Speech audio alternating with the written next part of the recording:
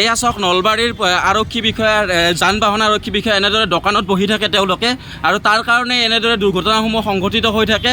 আপুনি দোকানত যে বহি থাকে আপোনাক ৰাতিপুৱাও দেখিছিলোঁ, আপোনাৰ ডিউটিৰ জেগাত ইয়াত কেলৈ বহি আছে কওকচোন। আপুনি বৰ্তমান দোকানত বহি আছে। এই চাওক এয়া নলবাৰী আৰক্ষী আৰু এইবিলাক কাৰণতে আজি নলবাৰীত এটা ডাঙৰ ডাম্পাৰৰ দুৰ্ঘটনা সংঘটিত হৈছে।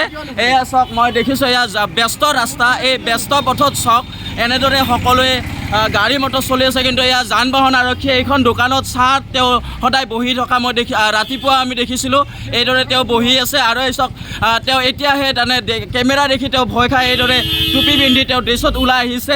এয়াই হৈছে আমাৰ নলবাৰী যান বাহন আৰক্ষীৰ স্বৰূপ। এয়া চাওক ইয়াত তেওঁ থাকি যান বাহন এনেদৰে নিয়ন্ত্ৰণ কৰিব লাগে, কিন্তু তেওঁ ৰ'দৰ পৰা চাৰ কাৰণে অৰ্থাৎ তেওঁ যে তেওঁৰ স্কিন বেয়া হ'ব বুলি তেওঁ এনেদৰে বহি আছে। এয়া চাওক ভালদৰে লক্ষ্য কৰক। আৰু এনেদৰেই আমাৰ নলবাৰীৰ যান বাহন আৰক্ষীয়ে প্ৰশাসন চলাই আছে। গতিকে জিলা প্ৰশাসনে এই ক্ষেত্ৰত কিন্তু সষ্টম হ'ব লাগে, উচিত ব্যৱস্থা ল'ব লাগে, কাৰণ এয়া সদ্য ব্যস্ত পথ। আৰু নলবাৰীৰ গণেশ মন্দিৰ চকত আজি এনেকুৱা এটা ঘটনা সংঘটিত হৈ গৈছিলে, ডাঙৰ দুৰ্ঘটনা এটা ঘটিছিল। আৰু এয়া তেখেতক চাওক এতিয়া ডিউটিত তেওঁ দেখা পোৱা পৰিলক্ষিত হৈছে, কিন্তু তেওঁ এই দোকানখনতে বহি থাকে।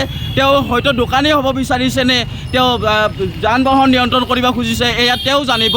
গতিকে জিলা আয়ুক্তগৰাকীক এই বিষয়ত সষ্টম হ'বলৈ আৰু এখেতৰ ওপৰত উচিত ব্যৱস্থা ল'বলৈ কিন্তু আহ্বান জনাইছোঁ, কিয়নো সদ্য ব্যস্ত পথত এইদৰে তেওঁ দোকানত চাহ তেওঁ বহি থাকিব কেতিয়াও নোৱাৰে।